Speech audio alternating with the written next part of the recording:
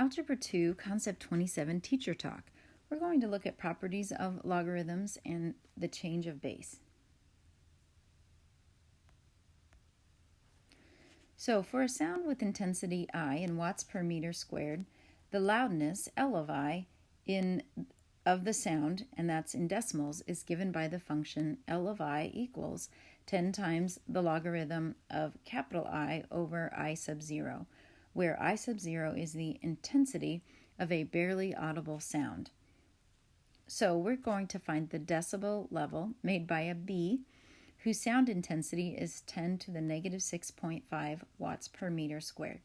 So we'll take our equation and we'll just write it as loud, or L, loudness equals 10 times log, and then we'll plug in 10 to the negative 6.5 for our sound intensity and 10 to the negative 12 for the intensity of a barely audible sound. Now you can just grab your calculator and do just a straight plug-in of what you see on the right side of the equal sign. That will give us 55, and so the loudness of the bee is 55 decibels.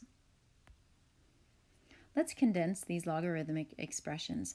Start by looking for a multiplier out front that we can rewrite as an exponent.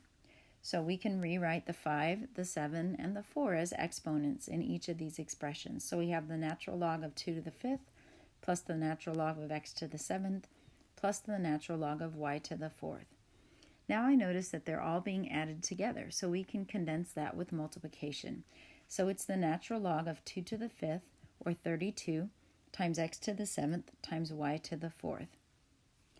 And so there we have our logarithmic expression condensed down to one logarithm. For b, let's start the same way. So we can rewrite the 2 that's multiplying out front as a power. So log x squared plus log 11. And these logarithms are base 10. I notice that they're added together, so I can condense them with multiplication. So log 11 x squared. Now let's go the other way and let's expand these log expressions.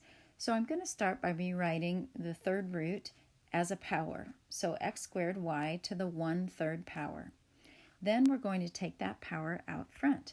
So it's 1/3 times log base 5 of x squared y. I look in at my log expression and notice I have multiplication, so I can expand that using addition. So 1/3 log base 5 of x squared plus 1/3 log base 5 of y. Now the last thing is that on my first log expression, I notice that I still have a power on the x, so I can bring that out as multiplication. So my final answer is 2/3 log base 5 of x plus 1/3 log base 5 of y. I know I'm done expanding when each of my log values are either a single number or a variable to the first power. Now let's look at b. So we have the natural log of x over 3y, so I can rewrite that using subtraction. Now I notice my second logarithm has multiplication, 3 times y. So I'm going to group that and then rewrite that as addition, the natural log of 3 plus the natural log of y. And then finally I can just distribute. So the natural log of x minus the natural log of 3 minus the natural log of y. I'm finished expanding because all of my log values are single numbers or variables to the first power. And that concludes our teacher talk on logarithms.